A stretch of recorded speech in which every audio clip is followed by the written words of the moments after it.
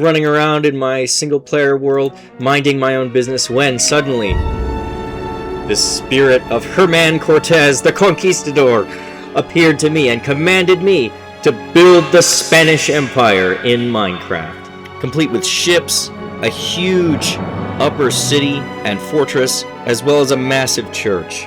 To make Daddy Cortez happy, I have to complete all of this in just 5 days. Stick around, because this is one of the hardest building challenges I've ever done. So I set out to work, and the first thing I did was actually generate a brand new world. I was shocked to discover a massive desert just out of the blue. I had actually expected to build kind of in a jungle or some kind of tropical port city, but actually most of the Spanish Empire was, Mexico and things like that. So being in a desert kind of makes sense.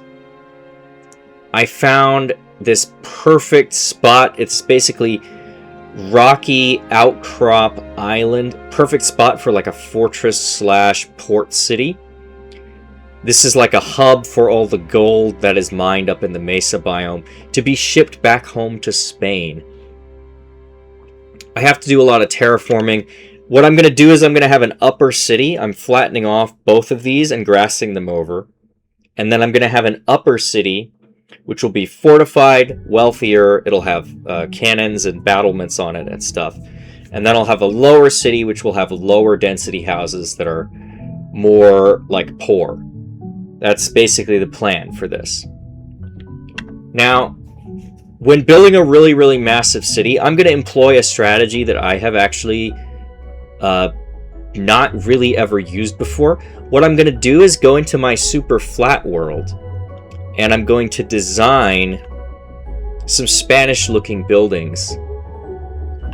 And I'll design a lot, like 30 of them. And I'll make a bunch of different variations. And then when I get back into the actual map, I'll be able to, using Axiom, paste a lot of these in.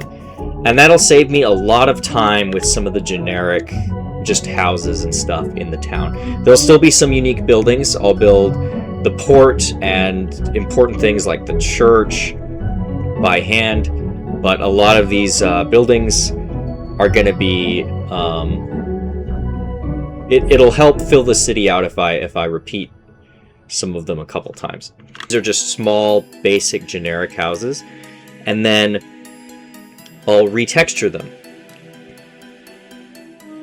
Right now, I'm building the set of higher density buildings, and I'll build them as sandstone, and then I'll make diorite variations. I'll make some variations that have terracotta in them. And once all of this work is finished, which, by the way, this was actually, I don't want to say the majority of the work, but doing this, designing all of these skews for all these buildings, took like the first 2 days, basically, of building was spent on this. But once I had that, I was able to go into the world and just hit the ground running. I have to do a lot of terraforming, like I said. I have to flatten this out. I have to grass it over. But I'm able to just hit the ground running, and you'll see me using Axiom and the Axiom blueprint system to paste in these buildings.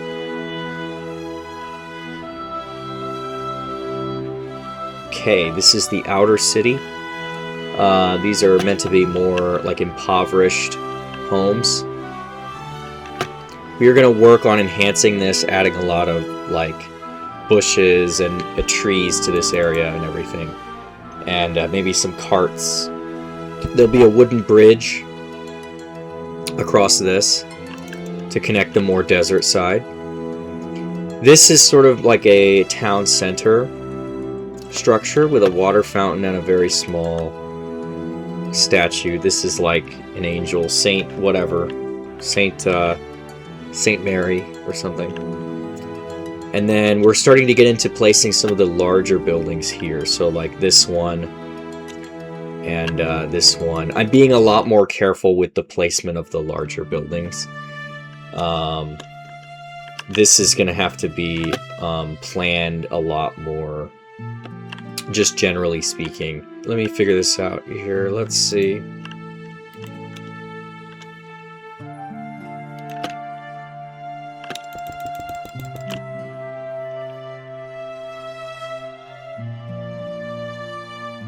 I think we'll be okay. But there's going to be a long couple nights here of stressing over this. This is like day 3, I think. I'm having to do a lot more terraforming than I thought. And I hate terraforming. I hate terraforming. I'm always very anti-terraforming, especially if I'm in survival and I'm actually like building everything by hand. I generally try to work with the terrain I've been given as opposed to fighting it. And the upper city took me a lot of time and effort handcrafting these unique pathways and trees, the giant boulevard in the center of town, as well as the placement of some of the larger buildings. I was a lot more careful with the placement of these because they're much bigger.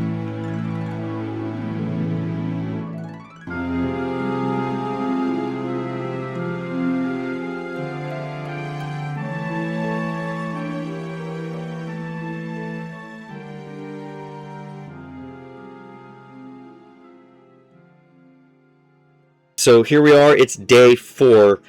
Today is kind of panic time. There's a lot of smaller details and little bits and pieces here and there that I still need to go through and add. And I haven't even started on the dock section yet, so things are looking bad. Things are looking really bad, honestly. Today might be an all-nighter, because I've only got, you know, the rest of today and tomorrow to finish this out before the deadline.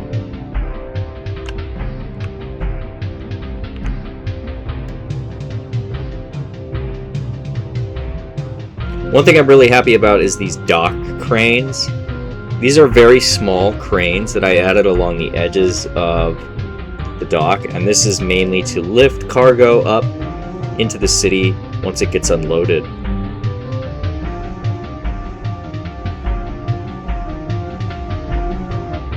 As day 5 began, I realized I still have a massive freaking problem. Just realized that basically I didn't include a church anywhere, and that is a huge part of Spanish culture, and you know, especially the New World, colonizing the New World, building missions and whatever. I also have a very weird, awkward space that I left for it. It's at a very weird angle. So I actually start building the church facing one direction, and then after I finish like most of the facade of the front of it, I actually flip the church. This creates another problem for me because now it overhangs the edge of the platform. And so I have to like extend the platform out into the into the sea, and I have to do this like texturing along the edges of it. It ended up taking a lot longer than I thought. But we're getting it done, guys. I'm not letting anything stand in my way of my haunt date with Herman Cortez, okay? He promised me if I finished his Spanish city that I can't keep a straight face saying this line. This district is much more firmly in the desert camp. Like the area over here, even though it is desert, it is more leaning tropical. I used a lot more colorful buildings. Whereas in this district, I basically only used the sandstone. I pretty much exclusively used the sandstone buildings, and I tried to just make it feel a lot more run down and poor. This church has ultimately taken a lot longer than I thought it was going to. We're going to build a fountain. That's what we're doing. We're building a fountain.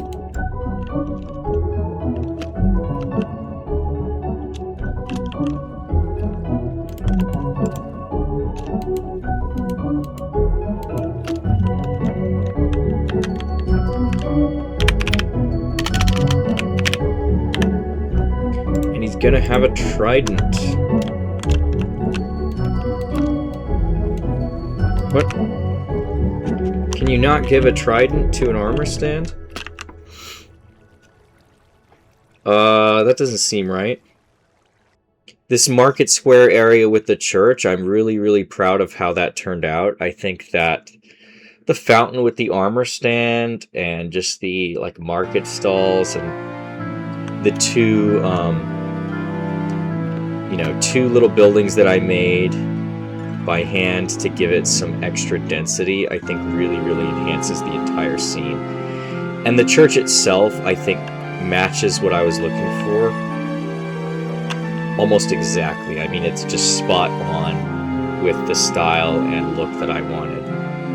The interior is also reasonably well done. I'm not known for making great interiors, but I knew this building had to have one, so I tried reasonably hard on it. There's got, you know, got these little candle chandeliers hanging by chains and pillars, and some of the stained glass windows I think also are a nice touch.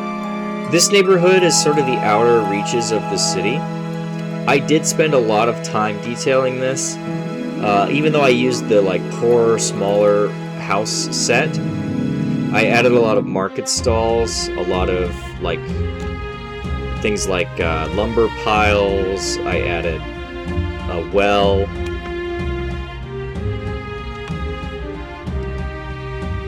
Little wooden walls, just any little detail to enhance the overall experience. There's also a very small farm here, even though, of course, it's a desert and it would be sort of impossible to farm. If you made it this far in the video, drop a like or a comment or subscribe to the channel. This is the finished Spanish Empire.